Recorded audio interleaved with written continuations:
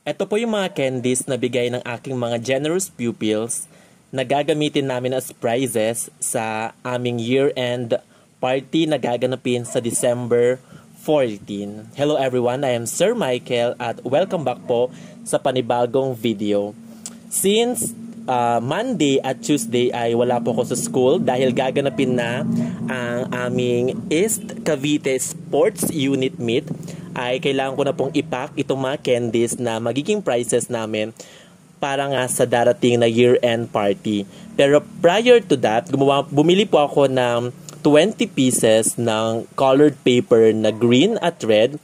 Diyan ko po ilalagay yung mga candies, assorted candies na magiging prizes po sa aming mga games. So, once again, thank you po sa aking mga pupils together with their parents para po sa mga candies na ito. For sure ay mag-enjoy ang mga bata sa aming year-end party kasi nag-prepare na ako ng maraming activities for my kids and for my parents as well. At for sure ay mag-enjoy kaming lahat. And then, ito nga po, pinapak ko na po yung mga assorted candies. Ayan. By the way po, yun nga ang aming Christmas party ng aming mga pupils will be on December 14 AM po yun.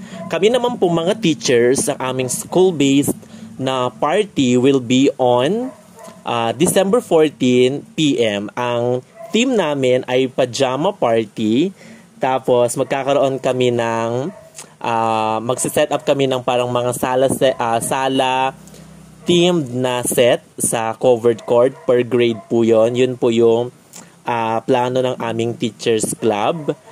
Ayan, sobrang enjoy din for sure yon kasi may mga prepare na mga activities per grade or mga games per grade. Ayan, at ako ang magpapalaro sa grade 2. At sige, tignan natin kung anong ipapalaro ko para sa aming school-based teachers Christmas party.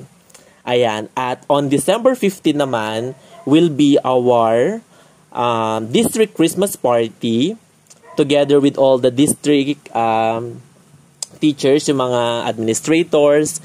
Sa amin kasi meron kaming 8 na public elementary schools at 3 na public secondary school. So, magsama-sama po lahat ng teachers.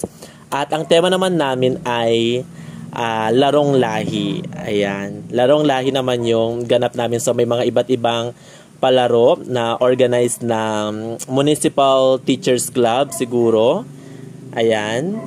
So, ayan na po yung mga candies. Nag-prepare na po ako paunti-unti kasi nga hindi ko na po ito magagawa sa mga susunod na araw. Bye guys!